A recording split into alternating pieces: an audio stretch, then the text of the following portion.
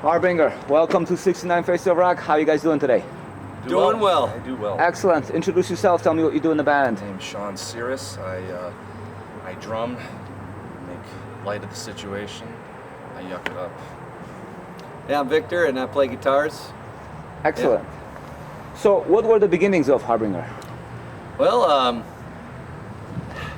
we had started the band probably in like 2003, and we just sort of had ideas for songs, and we didn't really play any of them. We sort of just sung them at each other.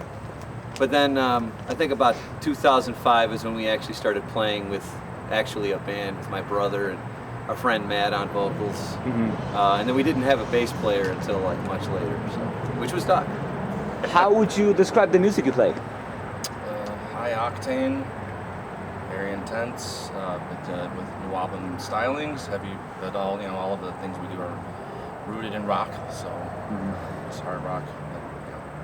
Exactly in Rush, but there's also the energy comes from like hardcore punk, so we try and combine all those things. But if you were to pin it down to a genre, probably more like old Wobbin, like Angel Witch and Raven, Satan. Yeah. So when you got a little bit serious, you did what, 2 demos? How did they do? Well, so we gave them to our friends. Yeah, we just kind of our friends cared, and they still care. So yeah, we didn't get you shop it to the world through your trading network. Yeah. Rock Your Face In, I think, was the one that was recorded as an actual real demo. Before them. And then we did the first one on our friend Eddie's 8-track. Yep. It was promising. It was more for us to be able to actually hear our own music. Yeah. Well, eventually you got a record deal out of it, so what happened? Oh yeah, Chris Black. Well, we recorded something, and then I was like, Chris, I don't know, we like this, but we don't know anybody else would, but who would? And then Chris was like, I do. And then so he offered to release it, which was amazing. It was perfect. It aligned. So we had played a lot of live shows, and I think there was some reputation of it was fast and wild and unpredictable, doing what we do. And just aligned. He was starting that label up, and he had put out. He had that Harbinger, the Wastelander. Did he do a song on it too? Chris. Also, all thanks to Chris for actually giving a crap about us. Actually, nobody else did. Give us a chance and put it out. We have a lot of friends who've helped us along the way. So it's us, but we got a great network. It's a network. Yeah, that's right. So the album, Doom on You, show it. Okay, there it is. Close. In case you missed it, that's what it looks like. You should be searching for it. Yep, it's on LP now. Dying Victims reissued it, and red and black vinyl also. All kinds of things. What can you tell me about this record? Well, the name Doom on You actually means "fuck you" in Vietnamese. So it's an album with a message. It is, yes. Coincidence, but we didn't find out. Strictly coincidental. That's right. Well, it's because it was influenced mainly by the old VHS battle simulator game, Battle Vision, where every time the good guys would kill one of the bad guys, they'd say, "Doom on you!" Turns out it means "fuck you" in Vietnamese. Oh boy. Sorry. At least as far as we know. But it's not officially confirmed.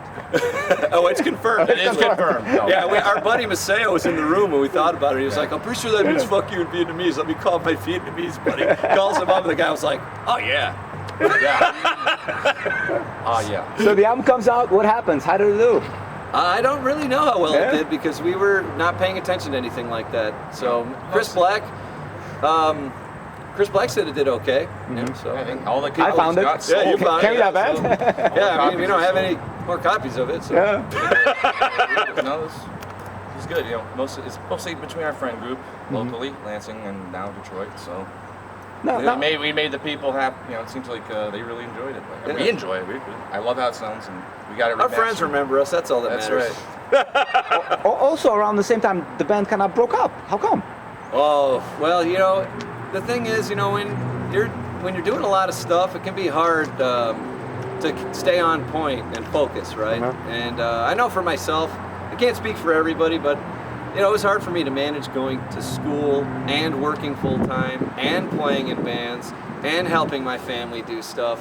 And frankly, it was overwhelming for me, and I couldn't do it all. Yeah, multiply that by sucked. 5. So 5 people means 5 people Five. to take care of. And different And it was lives. just kind of, it dissolved for a while. We did a couple of reunion things in 2013, which went well. That's which brings me to my next question. Yeah. So you came back. I already read the question. I know. You read the questions, right, man? That's ESP, Guys on the ball. So you came back in 2013, and how different were things at that time? Got better. I mean, like, we're better at our We're just better instruments. musicians. We played We again, weren't and then as much at jerk-offs. We're still jerks. jerk-offs. But not you know. jerk-offs. Offs.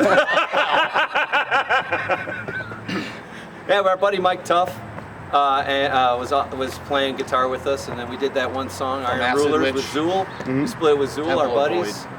You know, and that came out good. You know, Acid we played a Witch. lot of good shows, like with Grim Reaper and Manila Road and Trouble.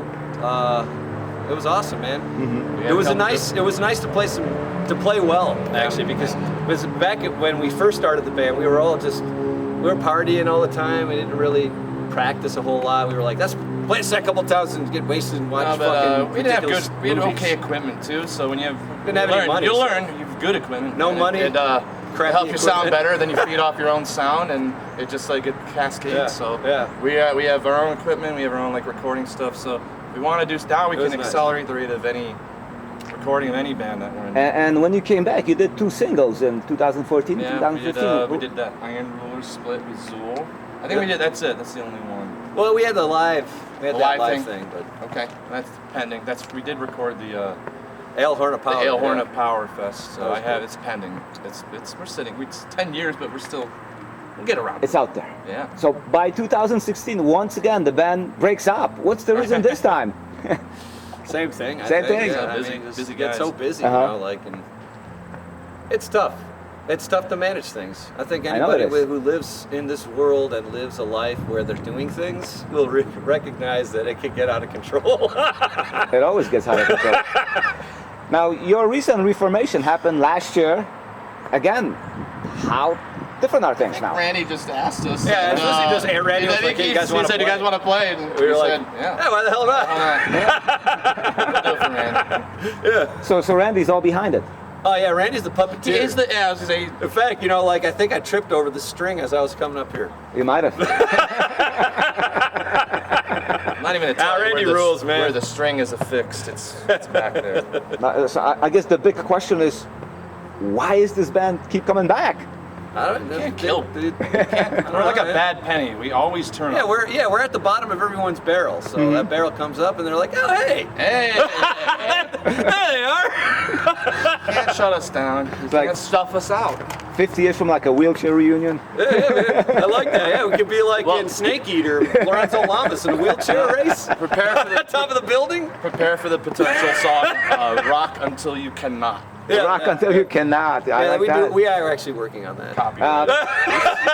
Speaking of that, any new songs being written? Anything? Yeah, man, plenty. We got. In got a fact, lot- we we had got a lot an in the entire cash. second album that we were proposed to record with a label in Europe, and we just never didn't record the whole thing.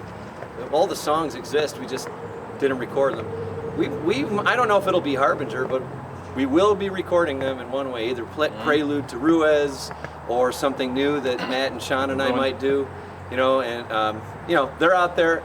We write songs. We just write songs because, you know, we're musicians at heart. We might not be professional musicians. It doesn't mean we're not artists, right? Good or bad, we still are, you know? You know? You also mentioned about possibility of a live album, right? Did I get it right? It's the one Or from what is that? Ale- Tell me more about that. The one from So we had a Ale Horn. soundboard recording from Ale Horn of Power. Yep. When the first time we reformed the band, and it sounded pretty good. It's really good. So that's one we have, and then actually we did record on Thursday with Demon Bitch. Could be a live bootleg It was Demon Bitch nice. It split. was the best with show we Harbinger. did. I would say hands down the best. Our buddies. So Excellent. It got better. All our friends were there. It was very It seems like magical moment.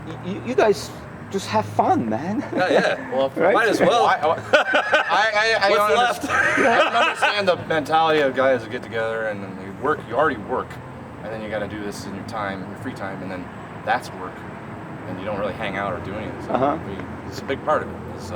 It's camaraderie, man. Hanging Yeah. out. You know. Yeah. What is heavy metal without camaraderie? Which No. brings me to my final question. What's the best thing about being in this band? That's it. that continuously keeps Hang going out. back. Yeah, hanging with our buddies, you know, because we're all friends. You know, it's like talking the band shit. dissolves. It's not because we hate each other.